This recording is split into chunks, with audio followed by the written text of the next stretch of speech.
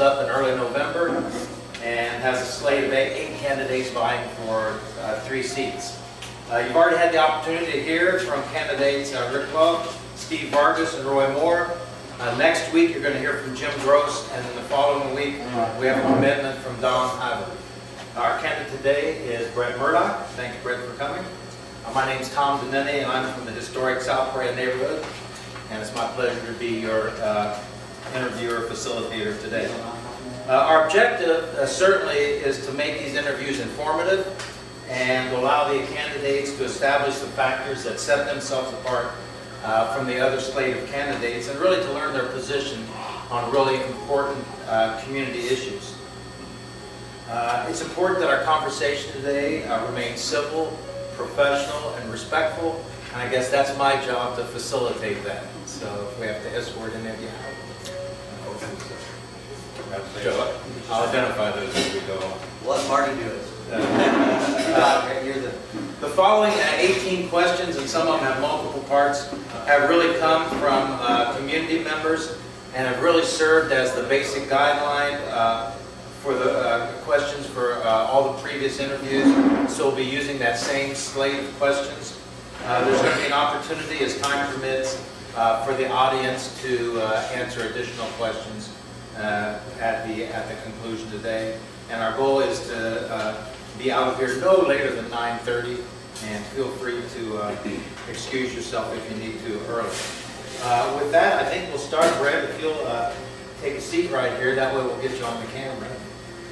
I think we'll start off just by asking you for about a 2-minute warm-up here. Yeah, we need to come a little closer. So, you need more volume? Okay. We'll ask Brett to start off by just giving us maybe a 2-minute warm-up, a brief verbal resume, and outlining his qualifications, attributes, and what he brings as a candidate for City Council. So, Brett. Well, thanks y'all for coming. I think it shows that this little city that we live in, Berea's got a lot of people that live here that care about this community.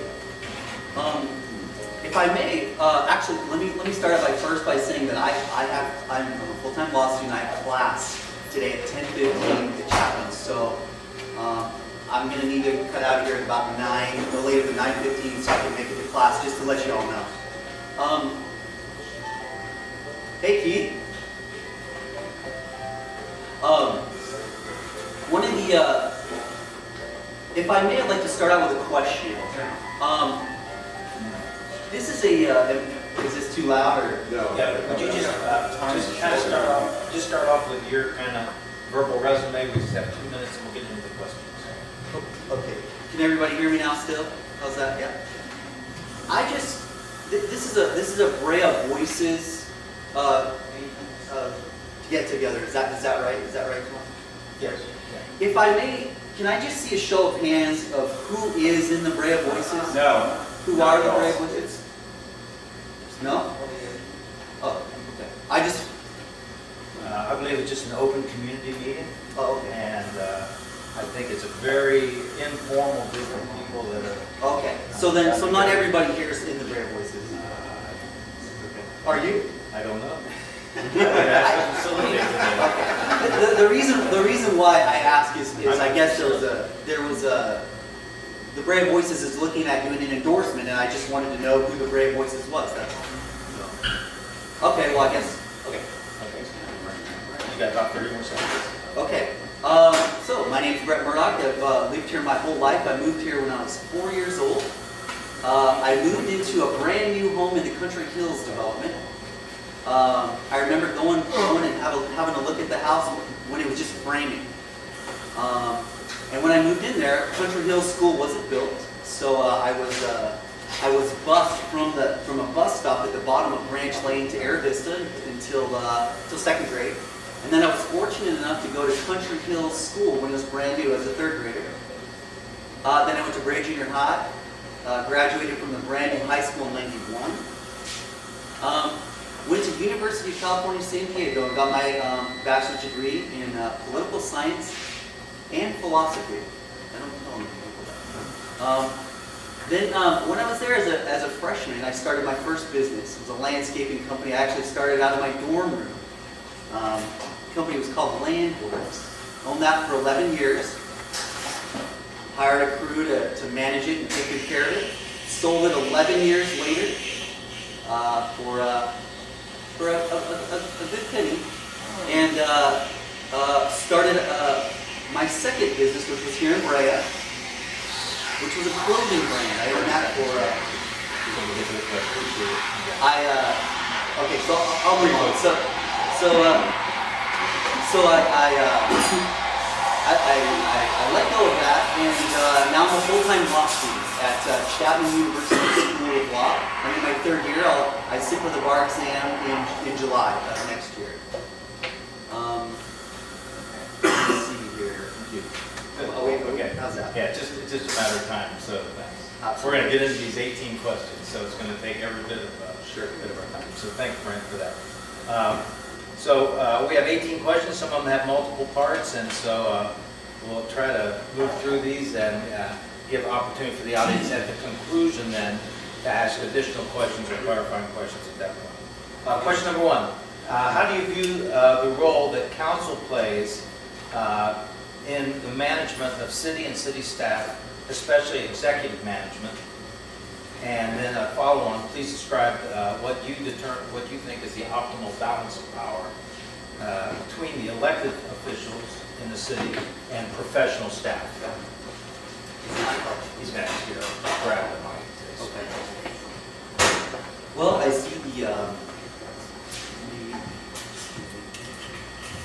see the city council as acting as a board of directors, which offers direction to the city management staff to run the city.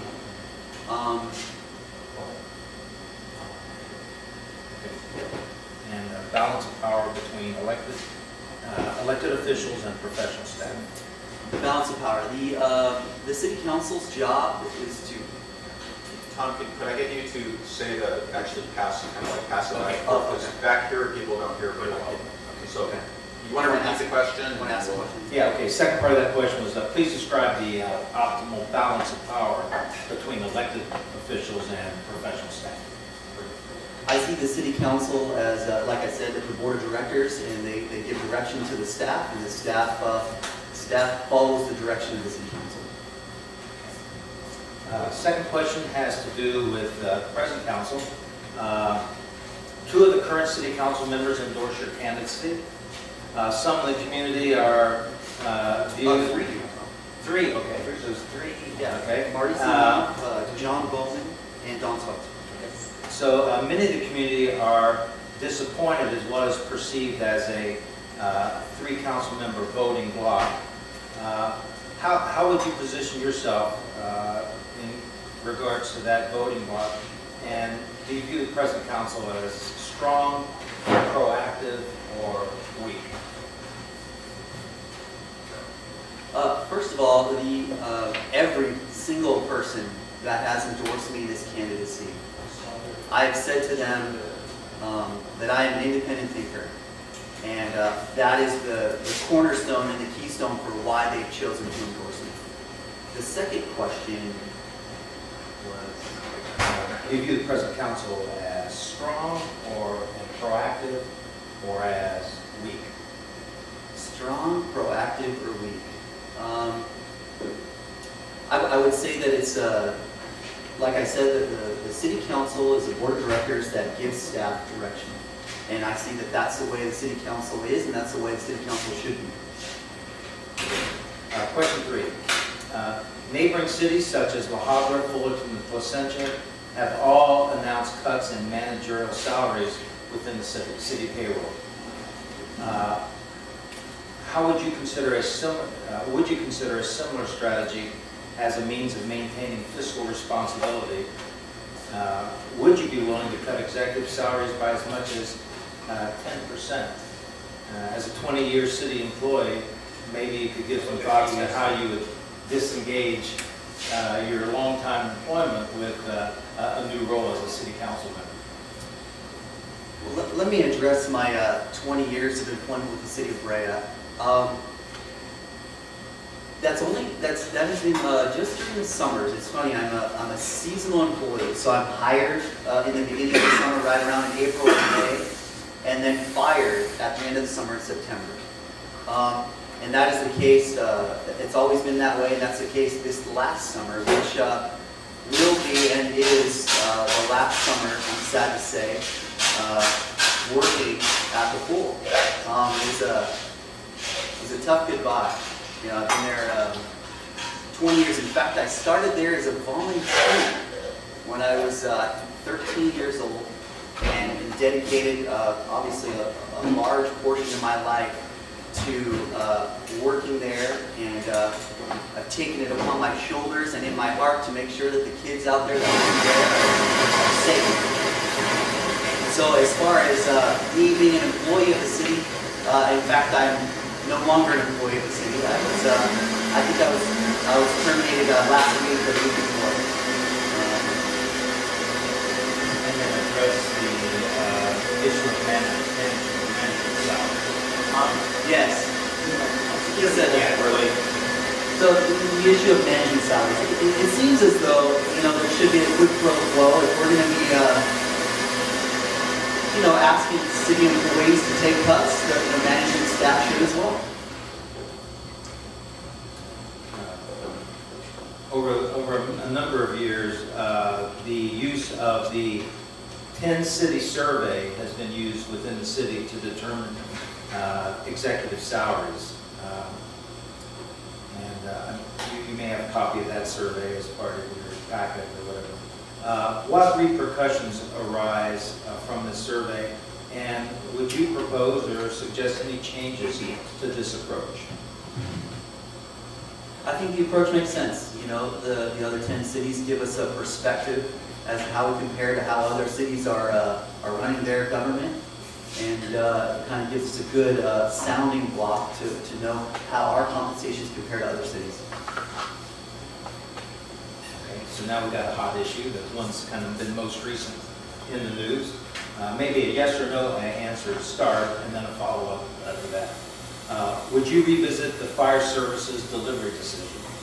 A yes or no to that, Brett, if you would. And then as a follow-up, where should funding come from? Should police and fire and public safety be expanded? If your question is, will I revisit going out to Orange County Fire Authority, the answer is likely no. If the question is, will I look to see if the current plan is being implemented and is being carried out and is a success? Yeah, of course. That's what a city government, that's what a board of directors of a city should do, is watching how the city is performing and making sure that it's carrying on according to the plan that was proposed.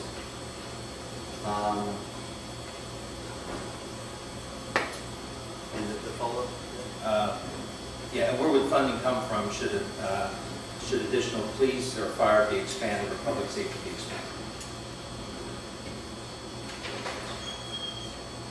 The funding basically is probably going to have to come from new developments like La Floresta, putting more tax money into the system, and obviously creating more of a need for more public safety.